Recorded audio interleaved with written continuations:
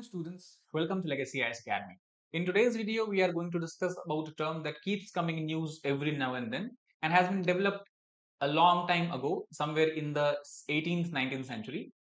That is appeasement policy. So we're going to discuss what basically is appeasement policy, what are the pros and cons associated when one country or one nation follows such policies. We'll also discuss few examples of such policy in the past as well as in the contemporary time, and also how it is relevant as far as the foreign relations, as far as the international relations are concerned. So in totality, we are going to discuss the effectiveness of appeasement policy as a tool of foreign policy of any particular nation or a country.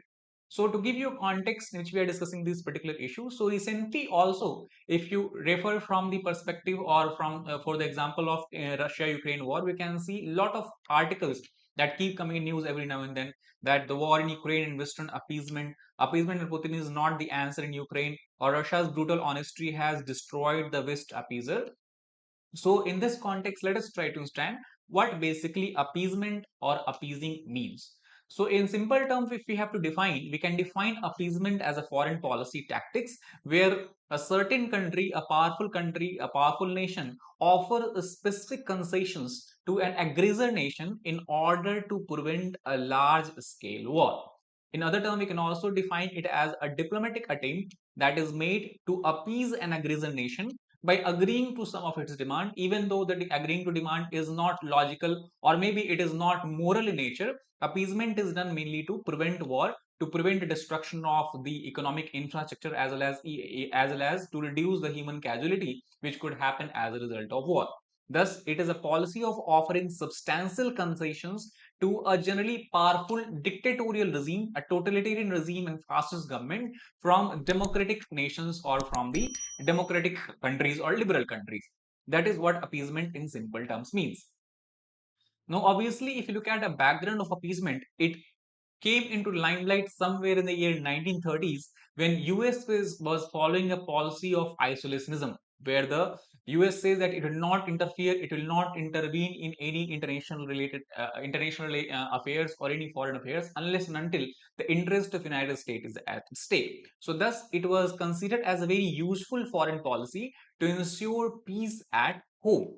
Thus, it was a logical means of satisfying the demand for isolationism that was prevalent in the United States of America. And thus, a lot of American political philosophers, as well as the American presidents and American political leaders, considered appeasement as an effective tool with the potential to prevent the war.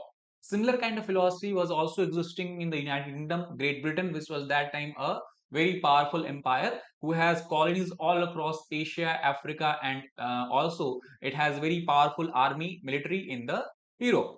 Now let us try to understand that as a result of following of this appeasement policy, what were its pros and what were its cons. So pros, the most important pros we have discussed, that it was a tool that was utilized by several nations to prevent a breakout of large scale war.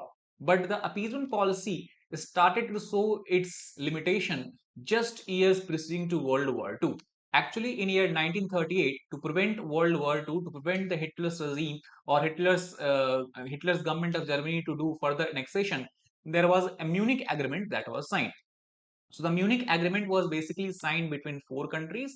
On one side, we have Great Britain, Italy, and France, and on the other side, we have the government of Germany.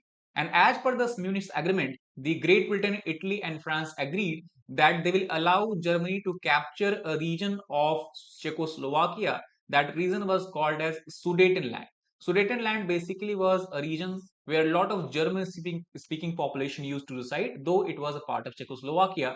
So Hitler says that the only way how we can avoid war or only alternative to war is that if they allow Sudetenland to be annexed by Germany and become part of the German Empire. This was the basic framework of the Munich Agreement. However, this Munich Agreement has failed. We'll discuss that in later time. And Hitler, even though after annexing Sudetenland, he attacked Poland and then he attacked all other countries of Europe as well, that caused breakout of World War II. Now, the main reason why people or many political philosophers do not agree with the appeasement policy is because it has potential to encourage further, even more devastating aggression, as we have seen in the case of World War II. So, that is why, because political philosophers believe that many politician or many leaders, many dictators, basically they work on the principles of give them an inch and they will take a mile idiom. That means if you do or if you give a certain concessions, it is seen as a sign of weakness. An aggressor nation can take advantage of this and can demand more and more concession. And if then it is not met in the future, they can wage a brutal war.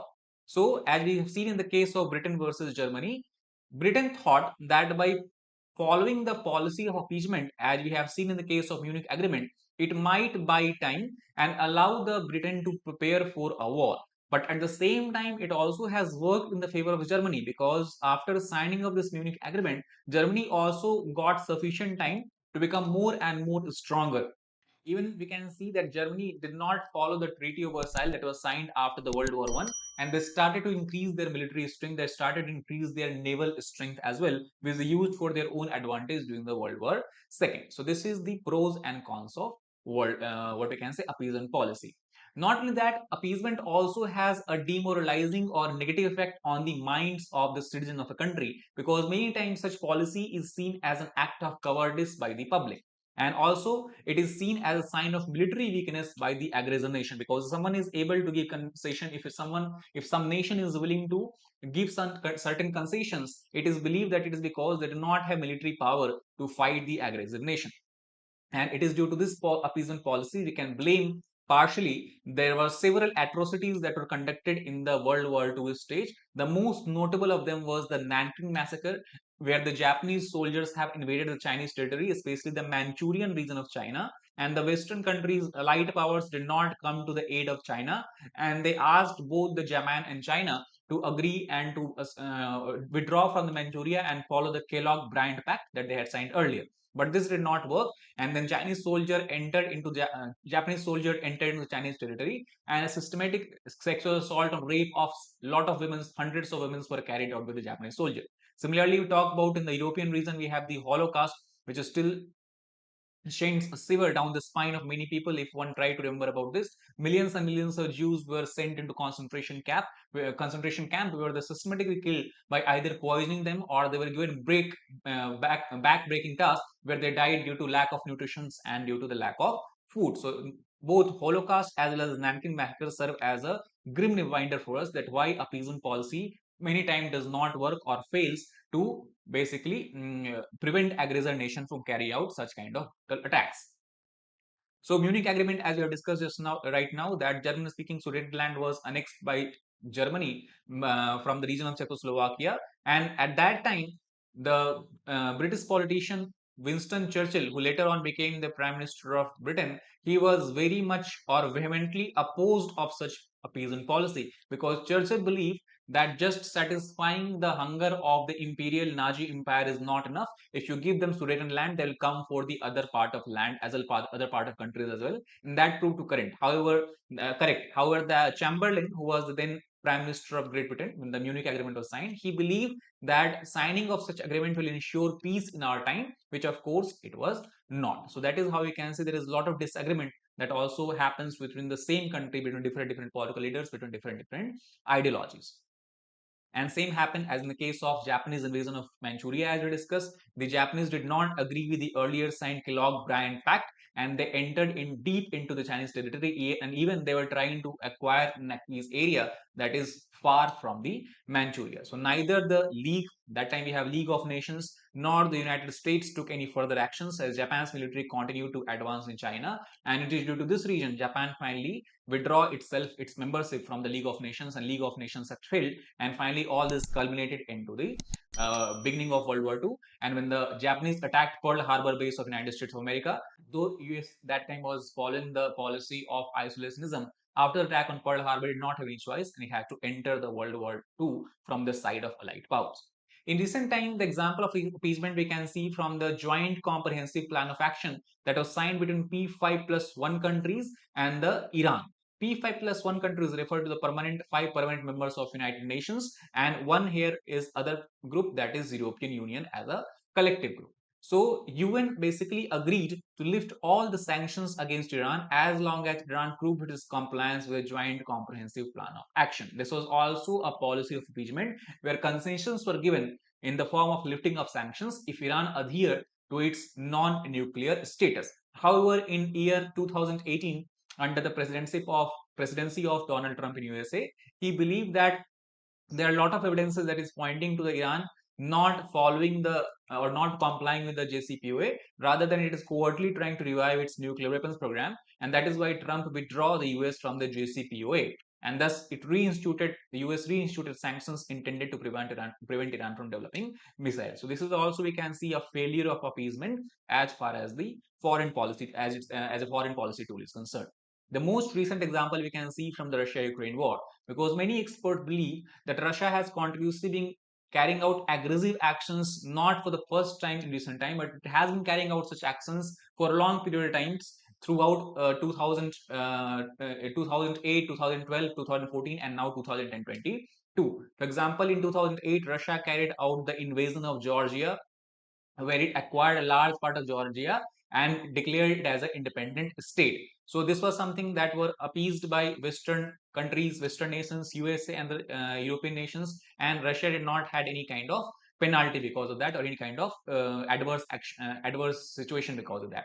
Then later in 2014, they came for Crimea. Also that time, the Western leaders followed the policy of appeasement, where they tried to because the dependency on the gases were quite high, gas and oil reserves were quite high for the European powers, and that is why they tried to follow the policy of appeasement, and nothing was done, nothing significant was done to deter Russia. And then in finally 2022, as you can see, Russia being emboldened by the lack of any initiative taken by Western powers upon invasion of Georgia and invasion of Crimea, they finally came to acquire or take the entire Ukraine to change, or you can say overpower or overthrow the government. So that is the current ongoing invasion. Now we can see that Western politicians believe that the policy of appeasement will not work, and that is how we can see the strong bouts of sanctions have followed following the invasion of Ukraine, and also a lot of stern actions have been taken. A lot of military support has been provided to Ukraine by US and the other European nations, which was lacking in year 2014. So this is also, we can say, the appeasement of Russia has failed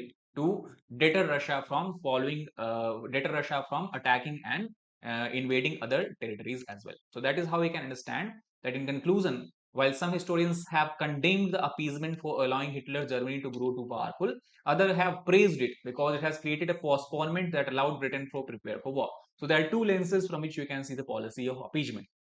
But however, it seemed a reasonable tactic for Britain and France. Appeasement had endangered many smaller European nations in Hitler's path. For example, Czechoslovakia, Poland, Estonia, Latvia, these countries basically were not able to sustain the onslaught that was caused by the Nazi regime, Nazi army, and these were the countries that have suffered severe damage, have lost millions of its population because of the war. So overall, what we can say, that appeasement can only work if it is done.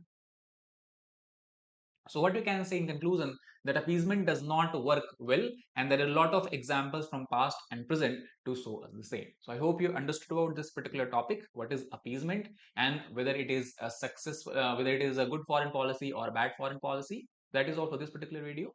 Thank you very much.